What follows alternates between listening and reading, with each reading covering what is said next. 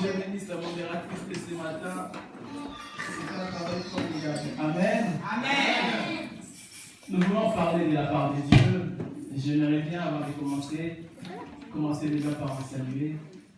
Je salue la présence de tout et chacun parmi nous. Amen. Dieu est merveilleux. Amen. Amen. Voici ce matin, je vais parler d'un thème que j'ai intitulé le mystère du chiffre 1. Amen. Amen. Est-ce que quelqu'un est prêt à recevoir la parole? Amen. Est-ce que quelqu'un est prêt à écouter la parole? Amen. Et voici ce matin, je vais enseigner la parole. Je ne sais pas si j'arriverai à finir mon message de ce matin. Mais par contre, si je ne finis pas, je pense que je vais continuer la semaine prochaine. Amen. Amen. Et je vais commencer, si on peut me donner le fait pour écrire, s'il vous plaît. Frère Michel dans mon sac. Et voici ce matin, je vais parler des trois points. Amen. Il y a le premier point que j'ai intitulé, c'est l'unité. Amen. Amen. Et le deuxième point, j'ai intitulé la force. Et le troisième point, je l'ai intitulé par la grâce des dieux, l'adoration. Je disais que je vais enseigner, supporter cela. Je disais que mon thème de ce matin était le mystère. Si je peux avoir un autre, c'était le mystère. Si on peut écrire, ça sera mieux. Ça ne sera pas la prédication, mais ça sera l'enseignement. Si on peut écrire, s'il vous plaît. Je disais que mon thème de ce matin, c'est le mystère du chiffre 1. Amen. Amen. Et dans le mystère du chiffre 1, je vais parler des 3 points. Le premier point, je vais intituler l'unité. Amen. Et le deuxième point, je vais intituler la force. Et le troisième point, je vais intituler l'adoration. Et par le biais de ces thèmes, nous allons prendre nos Bibles dans le livre de Genèse. Non, je vais commencer dans le livre d'Éphésiens, ce sera mieux, ce sera plus clair. Éphésiens chapitre 4, verset 4 au verset 5. Si la sœur Gabriel peut nous aider. Éphésiens chapitre 4, verset 4, verset 5. Et les deuxième lecture, ça sera fait dans le livre de Matthieu, chapitre 18, verset 20. Si on peut s'élever, c'est la première lecture pour le respect de la parole. Si on peut s'élever, s'il vous plaît. Amen. Amen. Il y a un seul corps et un seul esprit. Comme aussi vous avez été appelés à une seule espérance, celle de votre vocation. Il y a un seul Seigneur, une seule foi, un seul baptême. Amen. Si on peut prendre Matthieu chapitre 18, verset 20. Matthieu chapitre 18, verset 20. Car là où 2 ou 3 sont assemblés en son nom, je suis au milieu d'eux. Amen. Amen. Amen. On peut s'asseoir. Et voici, je vais commencer mon message par le livre d'Éphésiens. Et qu'est-ce que la Bible nous dit dans le livre d'Éphésiens? La Bible déclare ceci. Dans le verset 4, la Bible déclare: il y a un seul corps, un seul esprit. Et comme aussi vous avez été appelés à une seule espérance dans votre vocation. Et dans le verset 5, on nous dit: il y a un seul Seigneur et une seule foi, un seul baptême. Amen. Amen. Et dans ce livre de Éphésiens, la Bible nous parle de l'unité. Amen. Amen. Et ça, je vais commencer par ça, je vais commencer par l'unité. Ça, c'est mon premier point de ce matin. Je vais parler de l'unité. Je vais parler de deuxième point, je parlerai de la force. Et troisième point, je parlerai de l'adoration. Je parlerai de l'adoration. Et dans l'unité, je vois l'unité dans la foi. L'unité dans la foi. L'unité, on peut dire l'unité dans le mariage.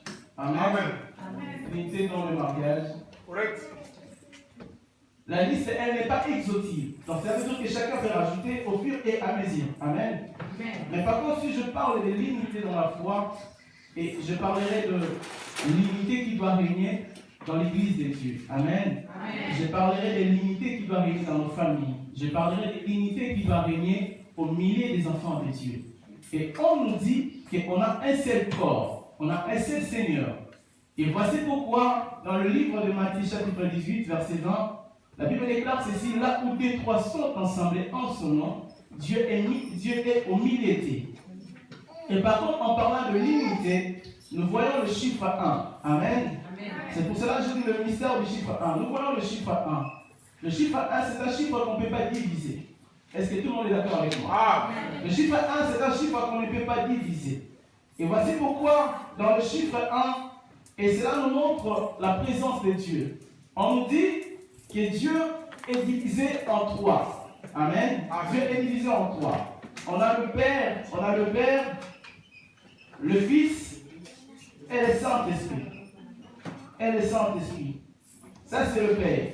Mais les trois égalent à une seule personne. C'est ce qu'on appelle la Trinité. Amen.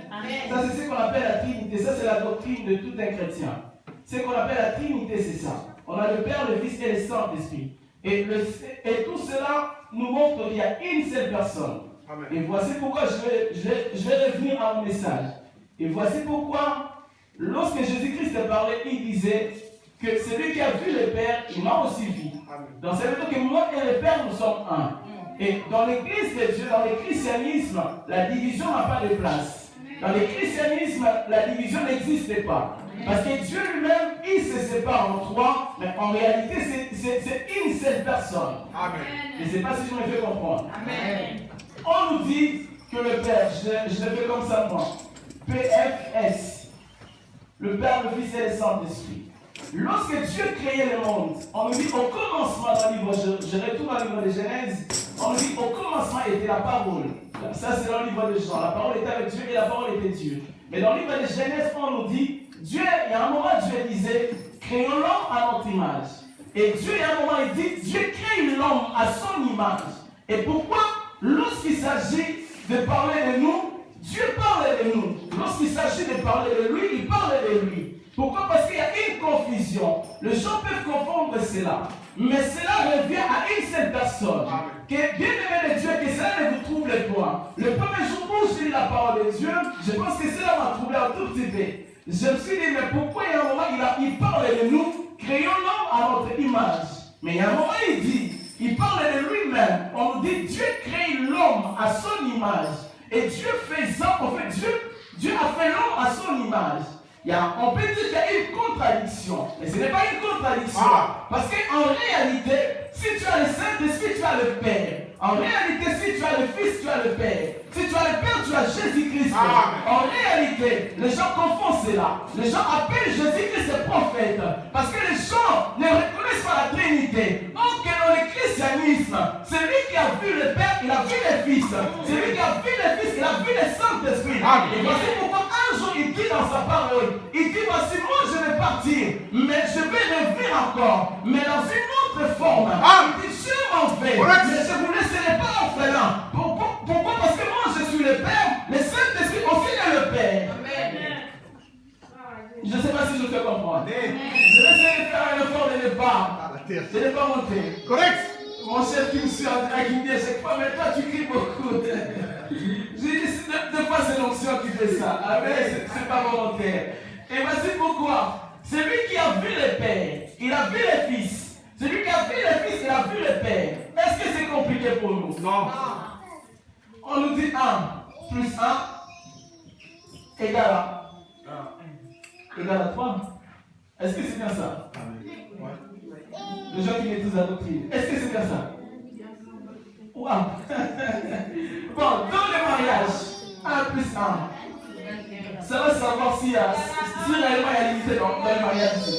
1 plus 1, le maman et le papa, égale à le mariage. Ah, il y en a qui ont l'idée. On peut avoir des comptes bancaires. Ça, c'est pas un problème. On peut avoir des amis différents. Ça, c'est tout à fait normal. Mais dans le mariage, on nous dit 1 plus 1 égale à 1. Parce que Dieu n'agit pas dans la division. Amen. Dieu agit dans l'unité. Là où il n'y a pas d'unité, Dieu n'est pas là. Voici pourquoi on nous dit, là où tes trois sont ensemble à mon nom, je suis au milieu d'eux. En réalité, qu'est-ce qui se passe? Dieu dit là où tes trois sont ensemble en mon nom. En réalité, le nom de Dieu, c'est déjà l'unité. Pour que Dieu vienne au milieu de vous, Dieu doit sentir que les gens sont réunis réellement en son nom. Si les gens sont réunis au nom de Dieu, cela veut dire qu'il n'y a pas de division. Amen.